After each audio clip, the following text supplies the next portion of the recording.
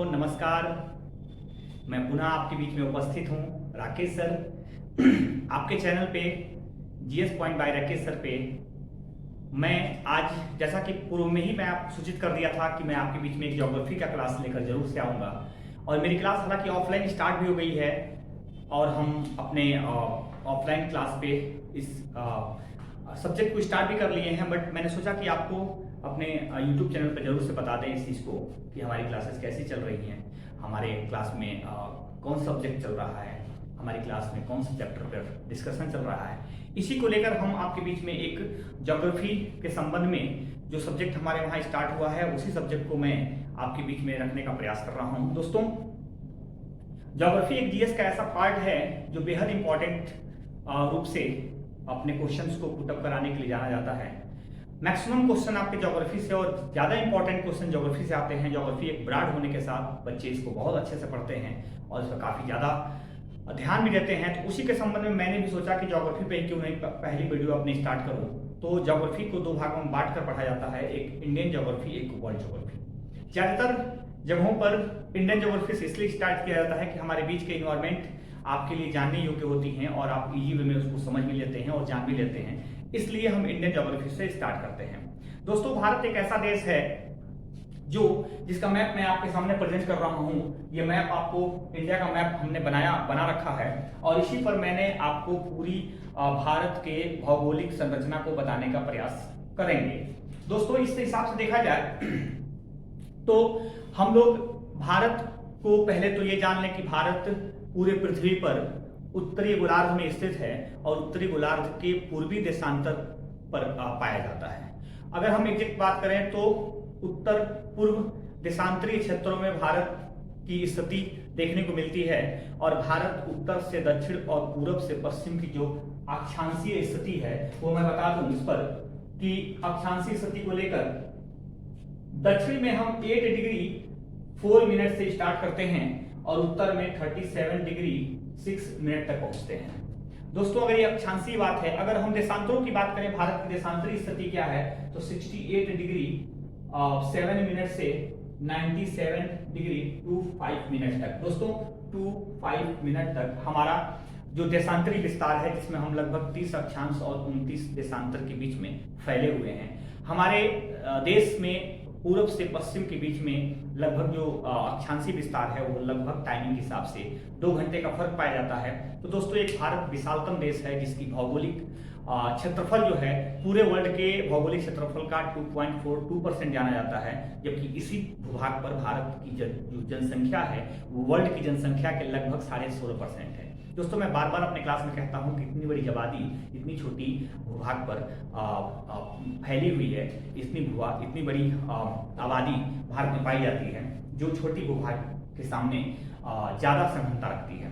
तो दोस्तों, इस हिसाब से मैं अगर बात करूं कि ये तो हमारी अक्षांशीय विस्तार है और देशांतरीय विस्तार है, जिसमें हमारी 8 डिग्री 4 मिनट लगभग कन्याकुमारी से प्रारंभ होता है। मुख्य भारत के कन्याकुमारी से 8 डिग्री 4 मिनट स्टार्ट होते हैं और भारत के लद्दाख में स्थित इंदिरा कॉल तक 37 डिग्री 6 मिनट तक पहुंचता है। दोस्तों, इसी तरह से अगर 68 डिग्री 7 मिनट देशांतर की बात करें तो हमारा गुजरात के गौरी मोटा नामक जगह है, जिसे हम गौरी गोती भी कहते हैं कभी कभी, उसी जगह से ये दोस्तों हमारा सबसे अधिकतम पश्चिमी क्षेत्र है जिसको हम कहते हैं गौरी मोटा। उसी तरह दोस्तों हमारा सबसे पूर्वी जो इलाका है वो अरुणाचल प्रदेश में पड़ता है और अरुणाचल प्रदेश में जो है वो कीबीथू कहा जाता है, कीबीथी भी कहते हैं इसको। तो ये सबसे अरुणाचल प्रदेश में भारत का पूर्वी हिस्सा है। इसी तरह से हमने भारत का सबसे उत्तरी हिस्सा बनाने का आपको बताऊं तो यह सबसे उत्तरी हिस्सा इंदिरा कॉल के नाम से जाना जाता है। दोस्तों, ये पूर्वी हिस्सा इंदिरा कॉल के नाम से जाना जाता है। और उसी प्रकार से अगर हम दक्षिणी हिस्सा की बात करें, दक्षिणी हिस्सा हमारा पहुंचता है श्रीलंका के बिल्कुल करीब तमिलनाडु राज्य के हिस्से में, जो कन्याकुमारी के नाम से जाना जाता है। दोस्तों, भारत का जो सबसे दक्षिणतम हिस्सा है वो है कन्याकुमारी। अब दोस्तों हम आपको बता दें कि भारत को उत्तर दक्षिण पूर्व पश्चिम का इलाका मैंने चिन्हित किया। इसी के साथ मैं आपको बताने का प्रयास ये कर रहा हूं कि भारत जलीय और स्थलीय दोनों क्षेत्रों से घिरा हुआ देश है। भारत की जो स्थलीय सीमा है वो उत्तर में ज्यादातर लगती है और उसकी लंबाई जो है 15,200 किलोमीटर है। दोस्तों 15,200 किलोमीटर तक हमारी स्थलीय सीमा है जो 6 देशों से, हालांकि अफगानिस्तान को इनडायरेक्टली अगर डायरेक्टली मान ले तो 7 देशों से लगती है। वो देश कौन कौन से हैं आपके सामने मैं प्रेजेंट किया हूं। हम पश्चिम में और उत्तर में देखेंगे तो पाकिस्तान है और उसके ऊपर अफगानिस्तान है। दोस्तों उसके बाद मैं चीन को रख पाया हूं, चीन की सीमाएं लगती हैं, फिर नेपाल की सीमा लगती है, फिर भूटान की सीमा लगती है, फिर म्यांमार की सीमा लगती है और बांग्लादेश की सीमा लगती है। इतनी देश की सीमाएं हमारे भारत के स्थलीय क्षेत्रों की सीमाओं के साथ जुड़ी हुई हैं। अगर हम जलीय क्षेत्रों की बात करें दोस्तों तो हम यहां से लेकर मतलब गुजरात के क्षेत्रों से लेकर कच्छ की खाड़ी से लेकर ये खंबात की खाड़ी होते हुए ये जो अरब सागर के बेल्ट को कवर करते हुए मैं ये जो डॉटेड कर रहा हूं, यही डॉटेड हमारी जलीय सीमा को भी निर्धारित कर रही है। ये जलीय सीमा हमारी पहुंचती है वेस्ट बंगाल तक, मतलब पश्चिमी बंगाल तक। पश्चिमी बंगाल तक जो हमारी जलीय सीमा लगी हुई है वो हमारी कुल जलीय सीमा की कुल 6100 किलोमीटर की जलीय सीमा है। दोस्तों कितनी किलोमीटर की है तो 6100 किलोमीटर की, और 6100 किलोमीटर के हमारे मुख्य भूभाग की जलीय सीमा बनाई जाती है। जबकि अगर द्वीपीय सीमाओं को भी हम जोड़ दें तो यह लंबाई होती है 7516 किलोमीटर। दोस्तों 7516 किलोमीटर लगभग हमारी कुल जलीय सीमा है जो जिसमें द्वीपीय सीमाओं को भी हम जोड़ पा रहे हैं। इसी तरह से अगर हम देखें दोस्तों कि हमारे भारत की जो स्थिति है वो एक ऐसी स्थिति है जो अपने आप में दुनिया में विस्तृत स्थिति मानी जाती है। अगर हम भारत की क्षेत्रफल के विशालतम रूप को देखें तो हम रसिया, कनाडा, अमेरिका, चीन, ब्राजील, ऑस्ट्रेलिया के बाद भारत दुनिया का 7वां बड़ा देश के रूप में हम अपने आप को पाते हैं। जैसा कि आप सबको मालूम है और दुनिया भर को भी मालूम है कि जनसंख्या के रूप में भारत दूसरा सबसे विशालतम देश है, लेकिन क्षेत्रफल के रूप में 7वां बड़ा विशालतम देश है।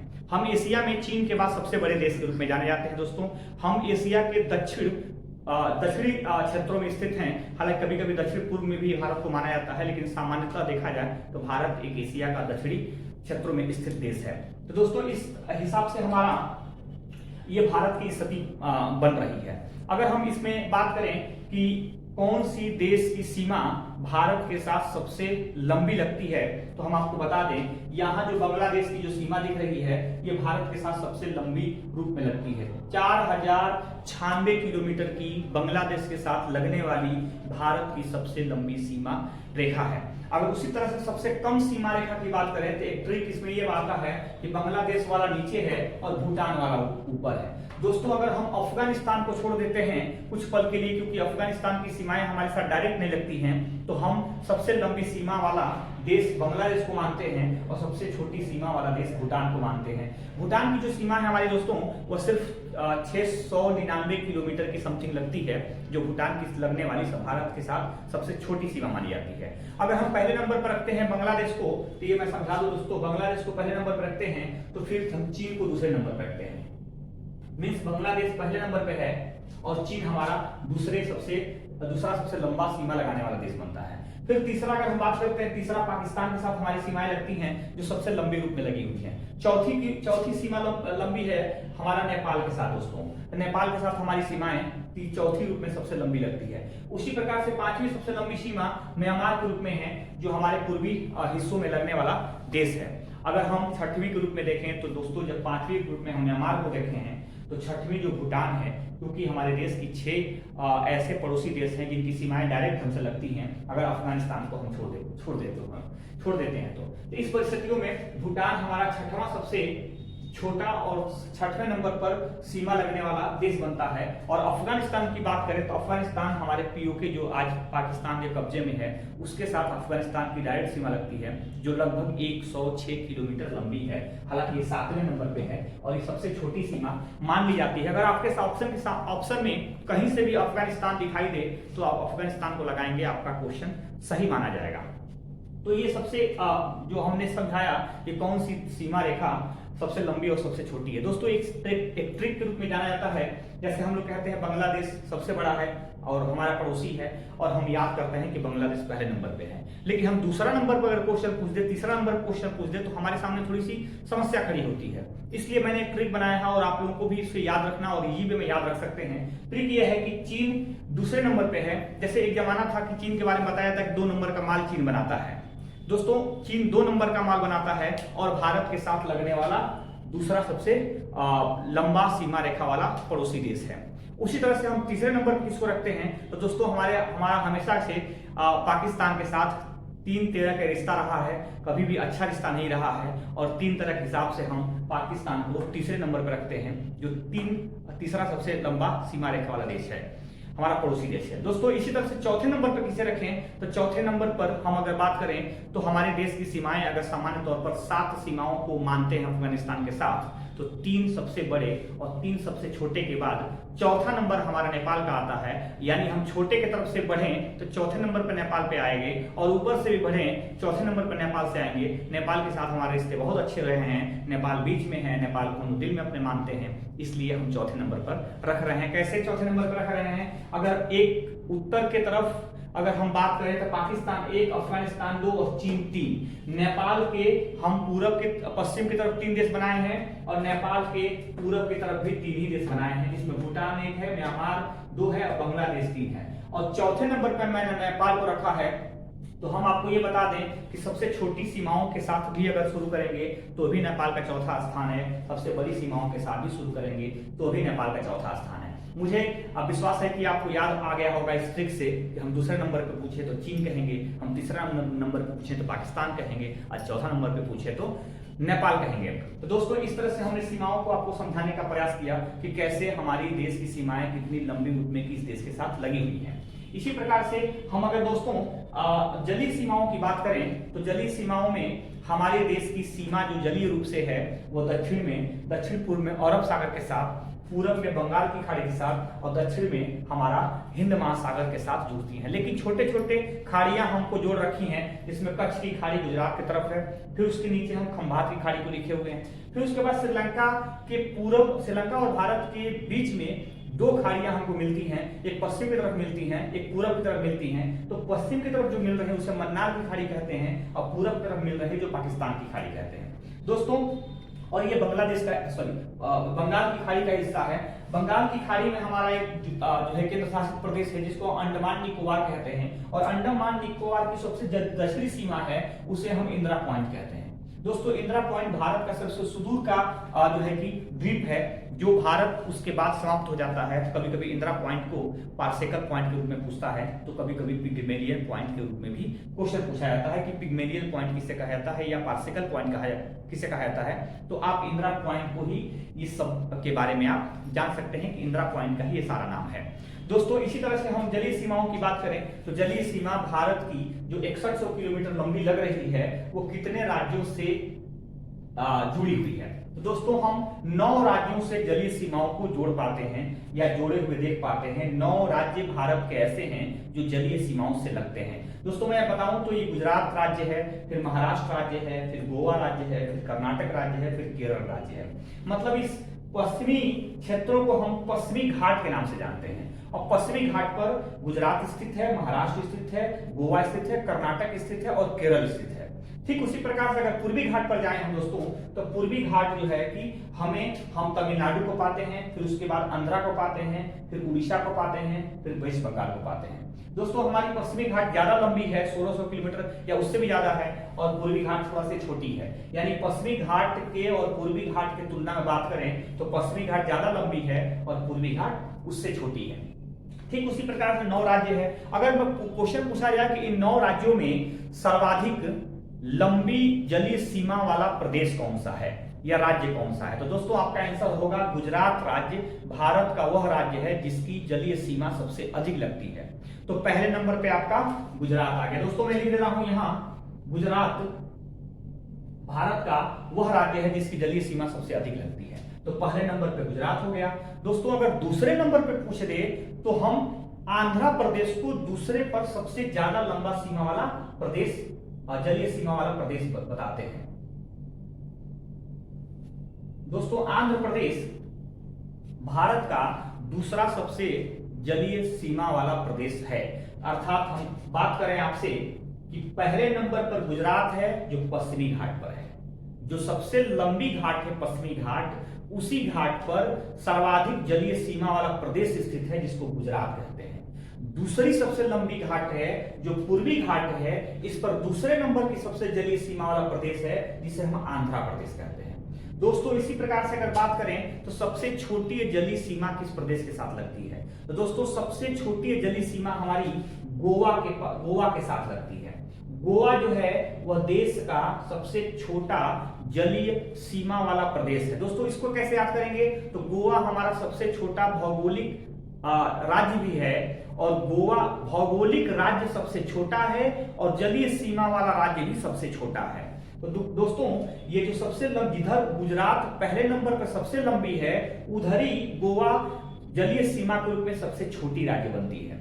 ठीक उसी प्रकार से अगर बात करें कि दूसरी सबसे छोटी राज्य जो जलीय सीमा वाली राज्य है वो कौन सी है, तो दोस्तों वो है आपका पश्चिम बंगाल। तो पश्चिम बंगाल दोस्तों पश्चिम बंगाल वह राज्य है जिसकी जलीय सीमा भारत में दूसरी सबसे छोटी जलीय सीमा होती है। तो दोस्तों इस प्रकार से बात करें एक ट्रिक में कि सर्वाधिक जलीय सीमा वाला प्रदेश गुजरात, दूसरा सीमा वाला प्रदेश आंध्र प्रदेश, फिर पहला सबसे छोटा यानी सबसे छोटा गोवा, तो दूसरा सबसे छोटा पश्चिम बंगाल। मींस बड़ा भी पश्चिमी घाट पर है और छोटा भी पश्चिमी घाट पर है, दूसरा बड़ा भी पूर्वी घाट पर है और दूसरा बड़ा भी पूर्वी घाट पर है, जो दूसरा छोटा भी पूर्वी घाट पर है, जो वेस्ट बंगाल के नाम से जानते हैं। दोस्तों ये तो हमारी जलीय सीमाओं की कहानी है जो हमने आपको बताया। अब हम बताने जा रहे हैं कि भारत के साथ जो दुनिया की कर्क रेखा है, जो मुख्य रूप से रेखा है, वो भारत के बीचों बीच से गुजरती है, उसकी क्या कहानी है। तो दोस्तों हम अब आपसे बात करेंगे कि दूसरी सबसे इसमें जो है कि दोस्तों अगर हम कर्क रेखा को बनाने का प्रयास कर रहे हैं, दोस्तों ये गुजरात मिटा रहा हूं मैं ताकि आप अच्छे समझ पाएंगे कि क्या हम बताने का प्रयास कर रहे हैं। अब इसमें हम ये बताने का प्रयास कर रहे हैं कि जो कर्क रेखा है दोस्तों वो कैसे चलती है। तो कर्क रेखा हमारी इस तरह से चलती है दोस्तों, बीचों बीच से कर्क रेखा चलती है और कर्क रेखा वह रेखा है जो ग्लोब पर 23.5 डिग्री उत्तरी अक्षांशीय रेखा को ही कर्क रेखा कहते हैं, भारत के बीचों बीच से होकर गुजरती है। दोस्तों इस पर बहुत बार क्वेश्चन पूछा गया। पहला क्वेश्चन ये पूछा गया है कि कर्क रेखा पर कितने सारे राज्य बसते हैं। तो कर्क रेखा पर कुल 8 राज्य बसते हैं, जिसमें 8 राज्यों की मैं कहानी बता दूं तो सबसे अगर हम पश्चिम से पूरब की तरफ बढ़ेंगे तो गुजरात पहला राज्य पड़ेगा, राजस्थान दूसरा राज्य पड़ेगा, मध्य प्रदेश तीसरा राज्य पड़ेगा, छत्तीसगढ़ चौथा राज्य पड़ेगा, झारखंड 5वां राज्य पड़ेगा, पश्चिम बंगाल 6वां राज्य पड़ेगा। उसके बाद ये कर्क रेखा बांग्लादेश में प्रवेश करता है। लेकिन बांग्लादेश को जब छोड़कर और आगे बढ़ता है तो हमारे 2 राज्य और पूर्वोत्तर के राज्य पड़ते हैं, जिसमें पहला राज्य त्रिपुरा होता है और दूसरा राज्य मिजोरम होता है। दोस्तों ये 8 राज्य आपके मिलते हैं कर्क रेखा पर, जो पूरब से पश्चिम में, पश्चिम से पूरब बसे हुए। इसका एक ट्रिक है दोस्तों, कभी कभी ट्रिक यूज किया जाता है, कभी दिमाग से क्रैश कर जाए तो ट्रिक यूज कर सकते हैं। एक ट्रिक है गरम छाछ पीते मिजाज। दोस्तों गरम छाछ पीते मिजाज नाम की एक ट्रिक है जिसमें सारे राज्यों का कॉम्बिनेशन है और क्रम से कॉम्बिनेशन है। ग से गुजरात, र से राजस्थान, म से मध्य प्रदेश, छ से छत्तीसगढ़, झ से झारखंड, प से पश्चिम बंगाल, त से त्रिपुरा, म से मिजोरम और जो लास्ट में है मिजाज, जो मतलब कुछ नहीं, समझिएगा दोस्तों। तो इस हिसाब से जो 8 ही राज्य हैं, 8 ही तक पहुंचना है हमें। तो गरम छाछ पाते मिजाज, अगर पीते मिजाज अगर इस ट्रिक को आप याद कर रहेंगे तो निश्चित तौर पे 8 राज्य, चाहे वो पूरब से पश्चिम पूछे या पश्चिम से पूरब पूछे, आपको निश्चित तौर पे याद रहे। दोस्तों एक कर्क रेखा के साथ मैं बताने का प्रयास कर रहा हूं कि कर्क रेखा के बाद आपकी वीडियो लंबी ना हो जाए, इसको ध्यान रखते हुए मैं इस क्लास को यहीं रोकता हूं। और कल हमारी वीडियो इसी से स्टार्ट होगी और यहाँ जरूर से आप देखिएगा, हमें कमेंट करके बताइएगा मेरी वीडियो कैसी रही है, हमें लाइक कीजिएगा और हमें सब्सक्राइब भी करने का प्रयास कीजिएगा दोस्तों।